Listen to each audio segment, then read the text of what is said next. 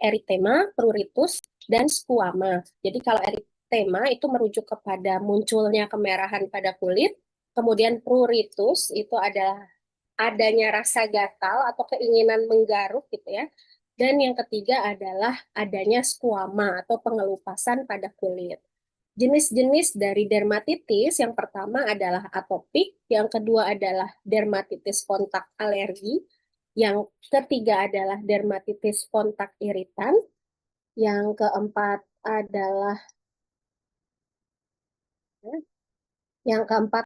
seboroid, yang kelima numularis, dan yang terakhir adalah stasis. Tadi saya bilang bahwa dermatitis adalah gangguan pada kulit yang ditandai dengan ciri pertama yaitu eritema. Jadi definisi dari eritema sendiri adalah adanya kemerahan pada kulit akibat peningkatan aliran darah ke kapiler superficial. Jadi kapiler terluar yang ada di kulit. Seringkali menjadi gejala umum peradangan, infeksi atau reaksi alergi. Mekanisme sederhananya atau secara singkatnya adalah dapat terjadi karena proses inflamasi atau vasodilatasi. Inflamasi adalah peradangan, yang kedua adalah vasodilatasi. Vaso pembuluh darah, dilatasi pelebaran. Jadi yang diawali oleh vasodilatasi yang mengakibatkan inflamasi atau peradangan.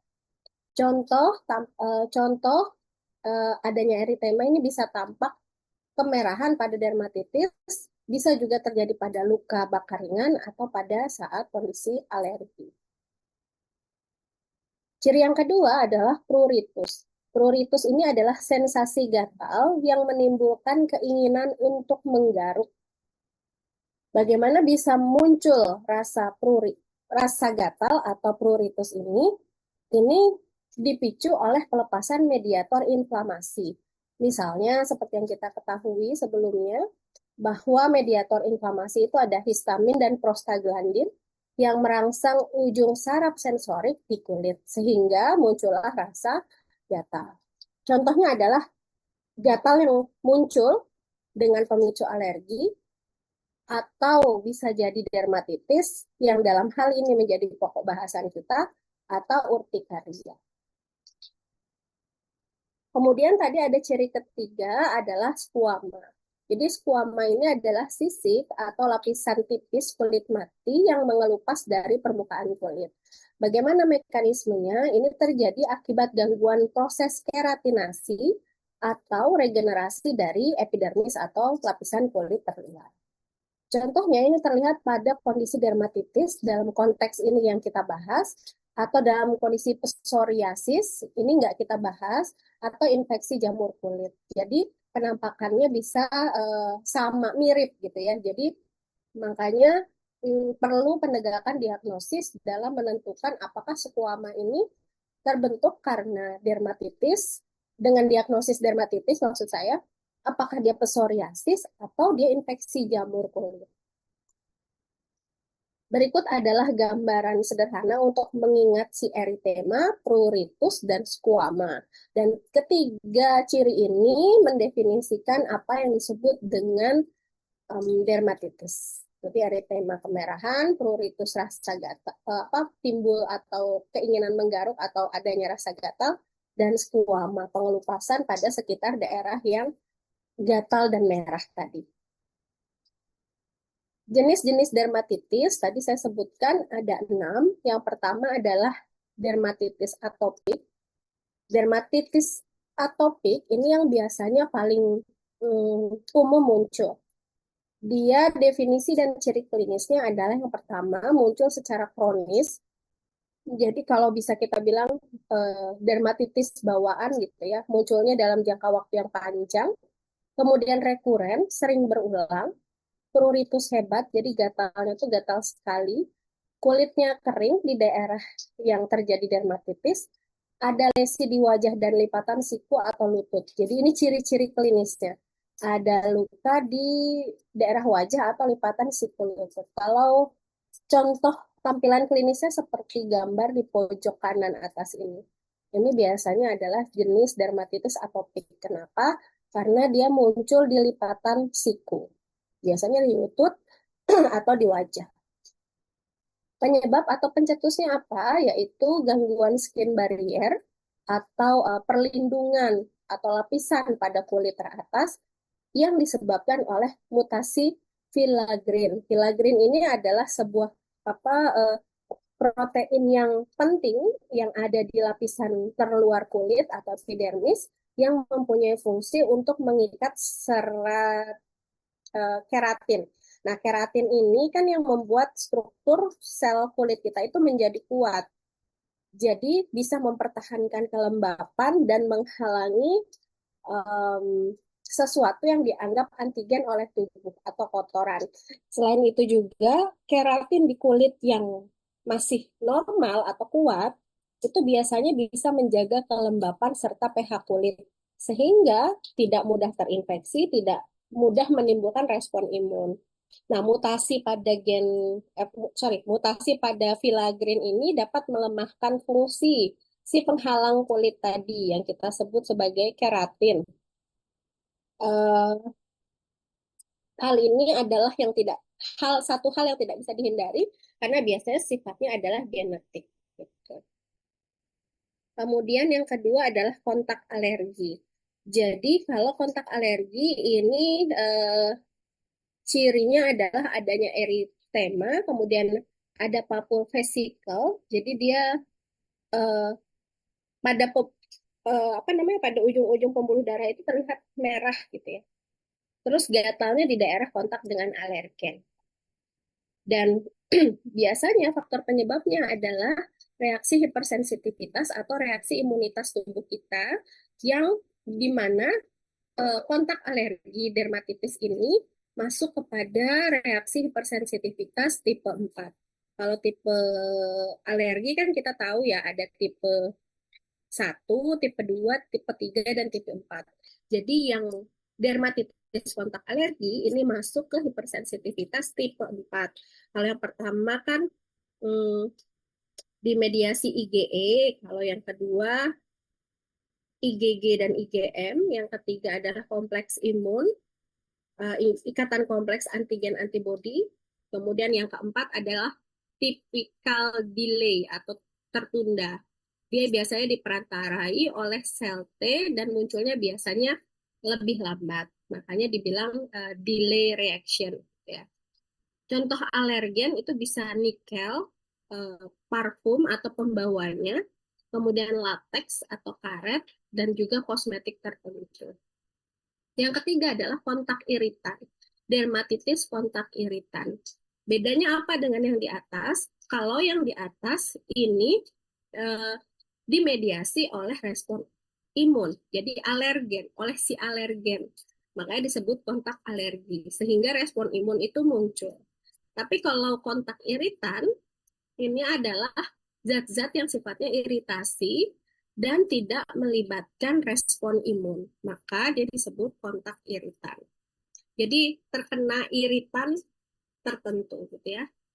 Definisi dan ciri klinisnya terjadi kulit yang kering, pecah-pecah, eritema atau kemerahan, adanya rasa terbakar, dan gatal di area paparan. Kemudian, faktor penyebab atau pencetusnya ini adalah kerusakan yang langsung pada kulit oleh zat kimia atau secara fisik, seperti deterjen, pelarut, atau terkena asam atau basa kuat. Biasanya kalau kita lagi praktikum kan makanya kita harus hati-hati karena khawatir akan terjadi kontak iritan yang nanti akan berdampak pada munculnya dermatitis kontak iritan gitu ya. Jadi ini bedanya kedua ini adalah satu distimulasi oleh bukan distimulasi, satu merangsang respon imun, yang satu dirangsang oleh zat-zat yang sifatnya iritan. Kemudian yang keempat adalah seboroid. Seboroid itu adalah lesi. Um, oh ya, kontak alergi dan dermatitis kontak alergi dan dermatitis kontak iritan ini tampilannya agak serupa ya. Jadi ini di gambar kedua pojok kanan atas. Kemudian untuk seboroid adanya lesi eritematosa atau kemerahan dengan skuama berminyak atau biasanya warnanya agak putih kekuningan. Lokasi khasnya itu ada di daerah kepala atau terkadang kita melihatnya sebagai ketombe gitu ya. Kemudian muncul di wajah, biasanya di bagian alis atau hidung dan dada. Jadi biasanya ada ciri-ciri yang bisa diidentifikasi dengan ciri klinis ini. Disebabkan oleh apa? Disebabkan oleh kolonisasi jamur Malassezia. Jadi ini adalah Malassezia ini genus jamur yang secara alami dia tuh hidup di kulit manusia dan dapat menyebabkan masalah kulit. Contohnya tadi munculnya ketombe, kemudian munculnya dermatitis seroboik, yang dalam hal ini adalah yang sedang kita bicarakan, termasuk juga panu, kemudian jerawat, jerawat yang disebabkan jamur itu juga ada. Nah, karena pertumbuhannya yang berlebih dan tidak seimbang di kulit, maka jamur ini bisa berkembang dengan pesat gitu, bisa bertahan pada kulit manusia. Jamur ini sifatnya biasanya lipofil, dia tumbuh pada kondisi kulit yang berminyak dan lembab, seperti area kulit yang banyak lenjar minyaknya. Gitu. Jadi makanya jamur itu lebih suka pada kondisi yang berminyak, gitu ya, berminyak dan lembab. Kemudian adalah dermatitis numularis. Jadi, oh ini penampakan contoh penampakan klinis dari dermatitis seboroid. Kemudian yang selanjutnya adalah dermatitis numularis. Dermatitis numularis ini menunjukkan ciri klinis adanya plak bulat atau oval menyerupai koin, bersisi, kemudian rasanya sangat gatal dan biasanya ada di ekstremitas. Jadi ekstremitas itu anggota gerak gitu yang ada tungkainya seperti tangan atau kaki gitu ya. Kemudian pencetusnya apa? Yaitu keringnya kulit, kemudian ada trauma minor, maksudnya ketabrak gitu ya, terus eh, apa ada apa ya, bahasa kita tuh kejeduk gitu ya, atau terhantuk gitu, dan minor, kemudian bisa juga terjadi sebagai respon alergi, dan bisa juga terjadi akibat lingkungan dingin atau terlalu kering. Ini tampilan klinisnya seperti ini. Biasanya muncul di tangan atau di kaki. Kemudian yang terakhir atau yang keenam adalah dermatitis statis. Jadi dermatitis statis ini dicirikan atau mempunyai ciri klinis itu dia ada eritema, kemerahan, edema itu pembengkakan, hiperpigmentasi adalah pembentukan pigmen kulit yang berlebihan, adanya skuama atau pengelupasan, dan ulcerasi pada tungkai bawah, pada kaki biasanya. Ini bisa disebabkan oleh apa? Yaitu bisa terjadi akibat insufiensi vena kronis. Jadi ini adalah kerusakan katup vena, di mana katup dalam vena yang berfungsi sebagai katup yang harusnya satu arah untuk mendorong darah ke atas melawan gravitasi untuk kembali ke jantung, tapi pada kondisi ini katup ini melemah atau rusak sehingga darah itu kembali ke bawah gitu. Karena kita kan kalau berdiri itu kan pasti darah itu turun gitu kalau mengikuti gravitasi. Nah, si vena ini harusnya mempunyai daya dorong ke atas untuk melawan si gravitasi gitu. Namun pada kondisi ini dia tidak terjadi. Sehingga terjadi pengumpulan darah atau aliran balik ke bawah. Hipertensi vena. Nah, hipertensi vena ini adalah penumpukan darah yang meningkatkan tekanan darah di dalam vena atau um, bisa didefinisikan sebagai hipertensi vena. Kemudian stasis darah. Statis darah ini adalah kemungkinan faktor lain yang menyebabkan dermatitis statis, yaitu misalnya duduk atau berdiri dalam waktu yang terlalu lama, kerusakan akibat trombosis vena dalam bekuan darah, atau bisa jadi karena kelainan bawaan pada katup yang juga dapat berkontribusi. Jadi makanya orang jantung itu ada yang bergejala kakinya bengkak dan em, menghitam ya karena hiperpigmentasi. Tapi di dalam dermatitis dia salah satu bentuk dermatitis yang minor. Kemudian masuk kepada patofisiologi, karena jenis dari dermatitis tadi juga ada banyak, maka terdapat perbedaan patofisiologi. Yang pertama yaitu dermatitis atopik. Dermatitis atopik ini terjadi akibat gangguan skin barrier. Nah, ini tadi terjadi akibat mutasi filagrin yang tadi saya ceritakan terkait dengan protein yang secara alami dia ada di permukaan kulit kita. Kemudian terjadi kehilangan air transepidermal yang meningkat sehingga dia jadi kering ya. Kemudian ada disregulasi imun. Jadi regulasi imunnya terjadi gangguan, kemudian terjadi dominasi respon T helper 2 sehingga akan menstimulasi peningkatan interleukin 4, interleukin 13 dan IgE sehingga ada terjadi inflamasi yang kronis atau terus-menerus terjadi dalam waktu yang lama. Kemudian, interaksi dengan faktor lingkungan seperti alergen, infeksi, dan stres ini bisa memperburuk inflamasi dan pruritus atau rasa gatal. Yang kedua adalah dermatitis kontak alergi. Jadi ini terjadi akibat hipersensitivitas tipe 4. Tadi saya sempat singgung sedikit, ini adalah tipe delay atau tertunda gitu ya. Sensititasi ini terjadi akibat sensitivitas pada bawaan setiap individu yang distimulasi oleh adanya masuknya alergen. Kemudian diproses di sel Langerhans, kemudian terjadi aktivasi limfosit T. Jadi ini melibatkan respon imun.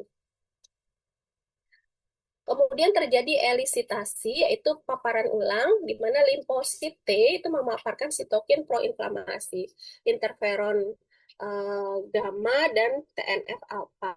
Yang menyebabkan apa? Secara respon klinis, maka terlihat dia ada eritema, vesikel, dan pruritus. Yang ketiga adalah dermatitis kontak iritan. Tadi yang saya ceritakan apa bedanya kontak alergi dan kontak iritan tadi. Kalau yang ini melibatkan respon imun, yang ini tidak melibatkan respon imun.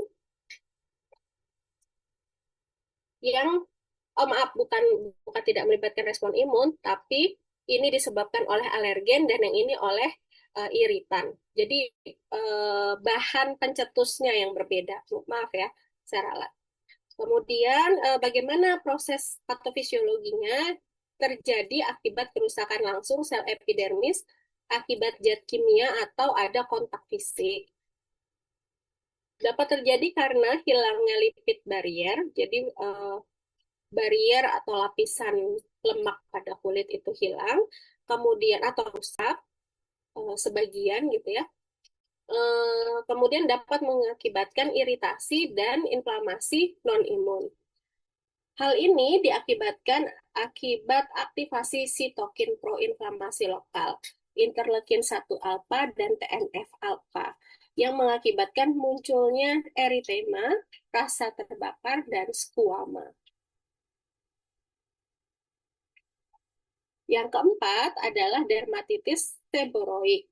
Ini gambarnya dipengaruhi kolonisasi jamur Malassezia yang tadi saya bilang bahwa ini secara alami memang bisa jadi ada di kulit kita.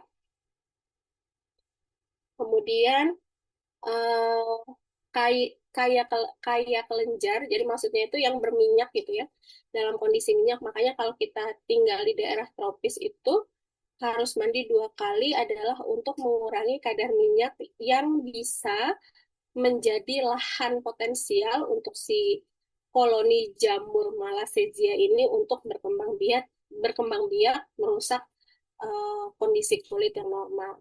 Kemudian dia berinteraksi dengan lipid sebum di kelenjar minyak, menghasilkan mediator iritan, sehingga terjadi inflamasi lokal.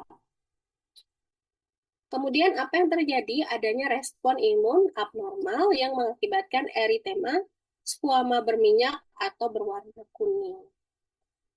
Yang kelima, patofisiologi dari dermatitis numularis adalah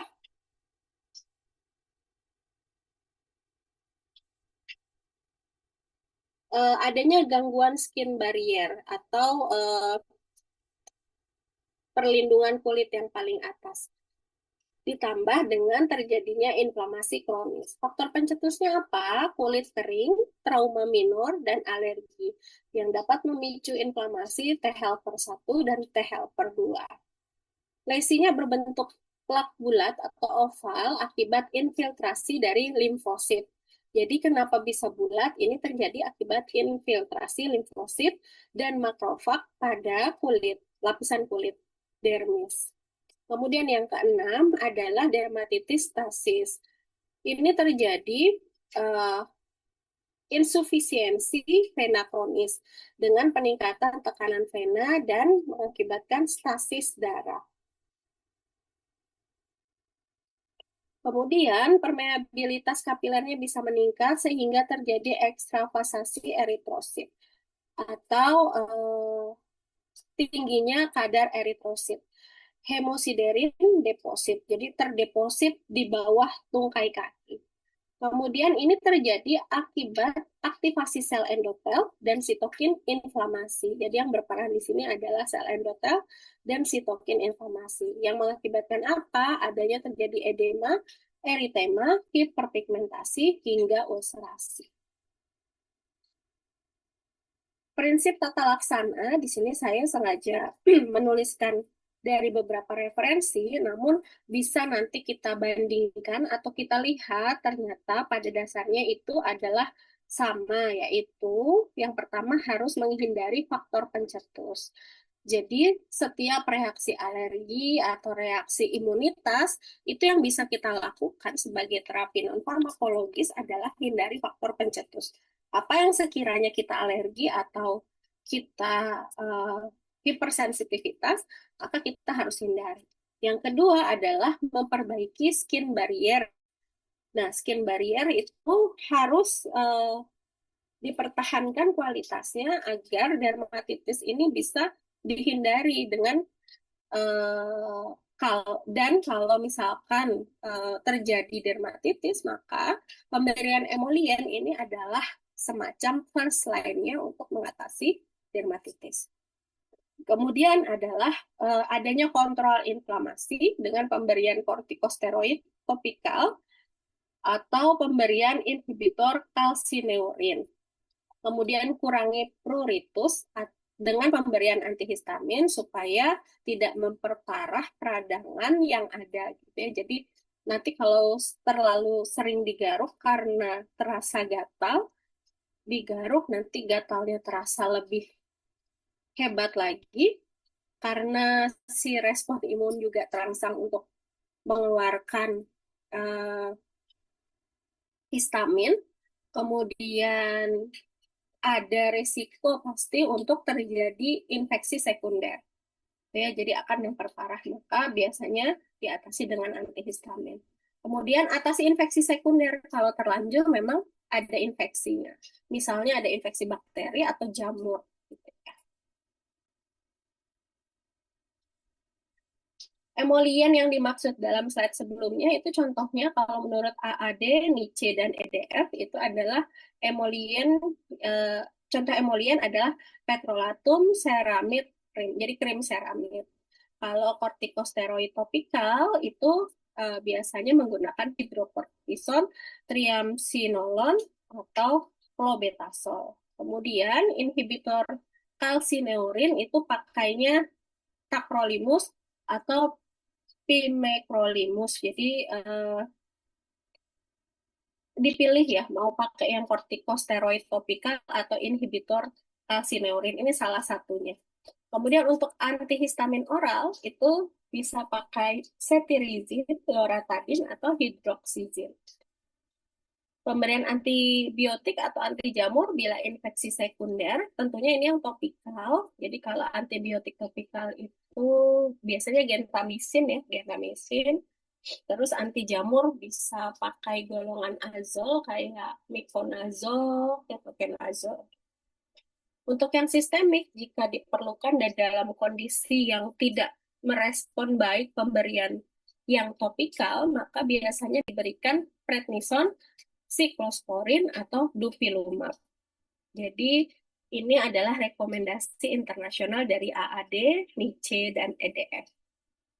Kemudian, kalau merujuk ke pedoman tata laksana dermatitis yang dari Indonesia, itu biasanya merujuk ke Perdoski atau Perhimpunan Dokter Spesialis Kulit dan Kelamin dan juga PNPK ya, tahun 2019 untuk penyakit dermatitis. Apa yang menjadi tujuan terapinya adalah untuk mengurangi inflamasi atau peradangan, rasa gatal, dan memperbaiki fungsi sawar kulit atau barier kulit. Dan yang terakhir adalah untuk mencegah kekambuhan. Langkah utamanya menurut Pardosky dan PNPK setelah dikolaborasi, ini adalah perawatan kulit dasar. Sama seperti guideline internasional yang tadi sudah saya sebutkan di slide sebelumnya, itu adalah pemberian emolien dan pelembab rutin untuk mengurangi serosis atau rasa nggak nyaman ketika kulit itu kering. Kemudian memperbaiki skin barrier dengan uh, contoh obatnya adalah maksud saya bukan obat, contoh emolien dan pelembabnya adalah yang mengandung petrolatum dan krim seramid. Jadi sama ya, sama rekomendasi internasional. Kemudian yang kedua adalah hindari pencetus. Jadi sabun keras ini maksudnya bukan bentuk sediaan yang keras, tapi biasanya sabun itu kan pH-nya basah. Jangan pilih yang terlalu basah. Kenapa? Karena biasanya sabun yang terlalu basah itu membuat kulit lebih kering dan mengurangi minyaknya terlalu ekstrim. Sehingga kalau minyak di kulit kita itu betul-betul hilang, maka kulit akan terlalu kering dan merusak barier kulit kita gitu. Jadi pilih sabun yang pH-nya tidak terlalu basah, basah kuat gitu ya. Biasanya makanya kenapa kalau zaman dulu sabun batang itu lebih membuat kulit kering dibandingkan sabun cair gitu. Tapi sekarang sabun cair juga ada tuh yang biasanya lebih murah dan itu tuh biasanya uh, basanya terlalu cukup tinggi gitu ya. Jadi kalian rasain aja kalau misalkan sehabis mandi kulitnya kerasa kering ya berarti mungkin itu basanya terlalu tinggi gitu. Kemudian hindari pencetus yang kedua yaitu alergen ataupun iritan. Jadi dermatitis kontak alergi dan iritan juga harus dihindari jika memang itu adalah pencetusnya. Terapi topikal. Jadi ini adalah pemberian krim atau salep pada topikal kulit. Jadi yang pertama adalah pemberian kortikosteroid topikal. Jadi ini adalah lini pertama untuk flare. Akut flare ini kemerahan. Terus pilih yang potensinya sesuai lokasi dan usia. Contoh sediaannya bisa pakai hidrokortison krim, triamkolon krim, atau clobetasol krim. Kemudian bisa juga pakai calcineurin inhibitor topikal. Contohnya adalah tacrolimus atau pimecrolimus. Jadi kalau pakai salah satu di antaranya aja dipilih. Alternatif untuk di daerah sensitif yaitu wajah dan lipatan gitu ya. Kemudian antifungal topikal kalau memang dia ada dermatitis, kalau dia memang dermatitisnya adalah dermatitis seboroid. Pakainya apa? Yaitu ketoconazole sebagai anti jamur atau cyclopirox. Yang ketiga adalah terapi sistemik untuk kasus sedang sampai berat atau refraktor berulang gitu ya. Kemudian antihistamin oral, pemberian cetirizine, loratadine, atau hidroksizin untuk rasa gatal terutama yang menimbulkan sedasi. Jadi biasanya pilihan antihistamin yang di atas ini biasanya diberikan untuk maaf maaf ya cetirizine nggak sedasi ya. Jadi untuk yang pruritus itu pilih yang menimbulkan sedasi. Untuk orang yang terganggu tidur malamnya itu biasanya pilih yang sedasi itu maksudnya. Kemudian yang kedua adalah kortikosteroid oral yaitu prednison oral. Ini hanya untuk jangka pendek untuk eksaserbasi yang berat. Kemudian imunosupresan, contohnya bisa pakai siklosporin, metotrexat, atau azathioprin. Ini untuk dermatitis atopik yang berat dengan monitoring ketat. Biasanya agak jarang sih memang dikasih. Atau berikan agen biologis gitu ya. Contoh sediaannya adalah Dupilumab. Dupilumab ini tersedia di Indonesia tapi sangat terbatas untuk kasus dermatitis yang atopik sedang sampai berat. Gitu ya. Kemudian yang keempat adalah terapi tambahan, um, pemberian fototerapi atau terapi dengan cahaya, biasa disebut sebagai NB-UVB atau neuroband ultraviolet. Ini adalah sebuah cahaya gelombang pendek sekitar 300-an nanometer. Ini tuh biasa diberikan relatif aman dan efektif untuk mengatasi kondisi peradangan yang kronis. Jadi orang-orang yang psoriasis termasuk dermatitis atopik atau ada juga yang bilang dermatitis atopik ini sebagai eksim, vitiligo itu juga biasanya dapat diterapi dengan terapi tambahan NB-UVB gitu ya. Ini untuk catatan penggunaan kortikosteroid oral. Tadi kan kortikosteroid oral ini tidak direkomendasikan sebagai terapi jangka panjang. Karena kalau dermatitis atopik ini kan kronis, jadi sebaiknya yang dipakai adalah yang topikal. Tapi kalau dalam satu kondisi yang dinilai membutuhkan kortikosteroid oral, ini bisa diberikan, tapi tidak direkomendasikan sebagai terapi jangka panjang. Kemudian dia hanya dipertimbangkan untuk kondisi eksaserbasi akut yang berat. Jadi ketika muncul eksaserbasi yang akut gitu, itu bisa diberikan. Jenis yang disebutkan oleh Verdosky itu yang dapat diberikan adalah prednison atau prednisolon yang oral. Kemudian prinsip penggunaannya itu diberikan pada dosis yang paling rendah atau bisa dimulai atau diinisiasi dengan dosis sedang. Dengan waktu jangka pendek kurang dari sama dengan 1 sampai 2 minggu. Jadi maksimalnya adalah 2 minggu. Obat ini harus segera dihentikan, tapi dengan cara tapering down. Jadi kalau pas diinisiasi atau dimulai, ini biasanya juga tapering up. Jadi kasih dosis rendah, habis itu kasih dosis maintenance, dipertahankan di dosis maintenance.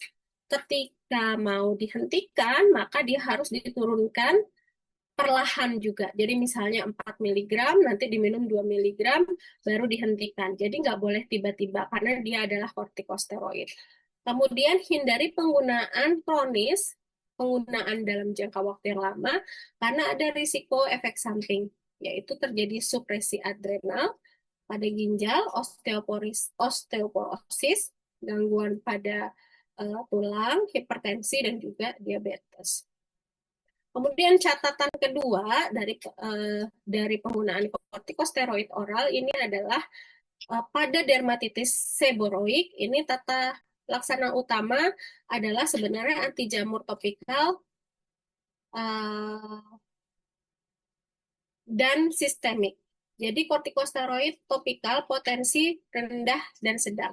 Kortikosteroid oral ini tidak direkomendasikan sebagai lini terapi dermatitis yang seboroid.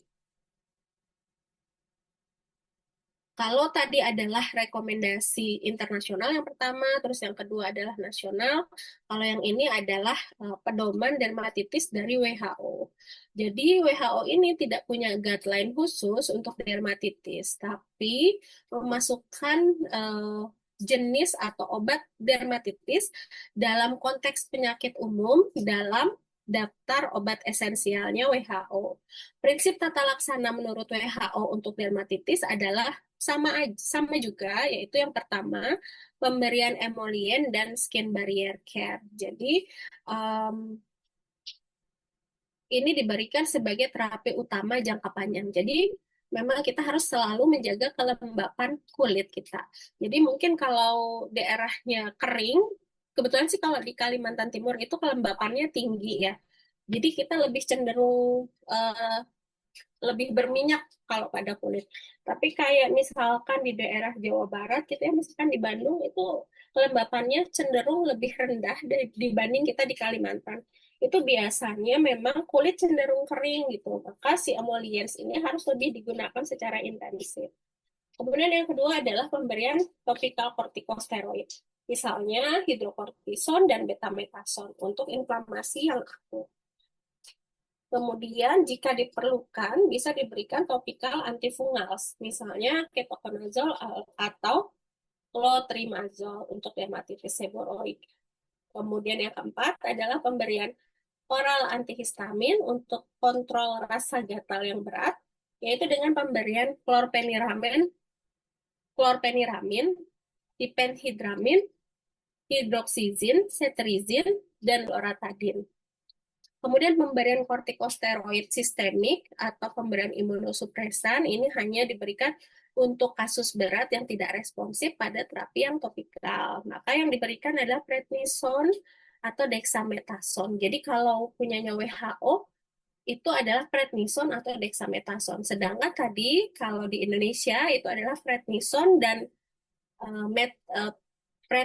prednisolon. Kalau ini prednison dan dexamethasone itu bedanya. Kemudian yang keenam adalah pemberian edukasi dan pencegahan. Ini adalah catatan atau notes penggunaan antihistamin dari WHO. Yang pertama adalah dalam IML WHO atau Essential Medicine List, itu adalah bahwa antihistamin oral itu masuk ke dalam obat-obatan esensial atau obat-obatan yang paling banyak digunakan atau paling umum digunakan oleh masyarakat. Kemudian klorpeniramin itu yang generasi pertama ini punya efek sedasi yang cukup kuat. Klorpeniramin ini kayak CTM gitu ya, membantu tidur bila pruritusnya cukup berat gitu ya. Kemudian diphenhidramin generasi pertama ini juga masih punya efek sedatif. Kemudian hidroksizin ini generasi pertama sering digunakan untuk pruritus yang kronis. Jadi gatalnya tuh nggak berhenti-berhenti, bisa pakai hidroksizin. Kemudian cetirizin sebagai generasi kedua antihistamin itu sifatnya non sedatif. Ini aman untuk penggunaan jangka panjang. Tapi nggak tahu ya saya kalau pakai cetirizin tetap ngantuk juga sih. Mungkin saya terlalu sensitif pakai antihistamin. Kemudian loratadin ini juga non sedatif. Kemudian notes dari WHO tentang penggunaan uh, atau pedoman kondisi dermatologi pada uh, primary healthcare gitu ya, bahwa sebenarnya pemberian antihistamin bukanlah terapi utama untuk inflamasi dermatitis, tetapi dia bisa digunakan untuk mengurangi rasa gatal yang menimbulkan ketidaknyamanan. Kemudian kalaupun pemberian antihistamin diperlukan untuk membantu gangguan tidur, itu bisa diberikan yang sedatif. Yang non sedatif sama seperti yang di atas gitu ya, tanpa mengganggu aktivitas kalau pakai yang non sedatif. Kemudian sebagai kita farmasis mempunyai peranan pada salah ketik ya pasien, ini tipe saya bikin. Pada pasien dermatitis yang pertama adalah monitoring terapi, yaitu yang pertama kita melihat efektivitas, kita harus memantau perbaikan gejala, yaitu dilihat dari eritema, pruritus, squama, dan luas luas lesinya atau luas lukanya.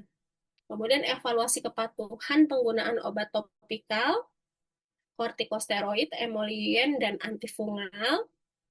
Kemudian keamanannya, kita bisa memonitor efek samping kortikosteroid topikal, atrofi kulit, dan striae, dan juga sistemik, hiperglikemia, dan hipertensi. Kemudian waspadai toksisitas imunosupresan.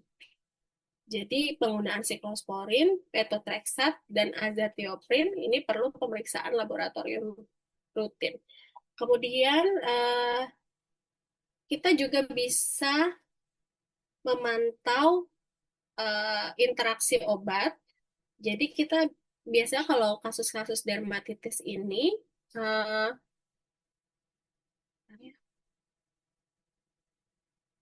kasus-kasus dermatitis ini biasanya eh, pemantauan atau perhatian kita tuh biasanya pada penggunaan siklosporin. Um, bentar,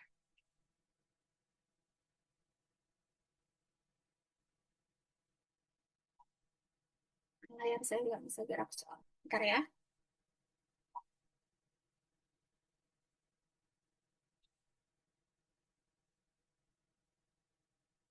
bentar, bentar. Bentar ya.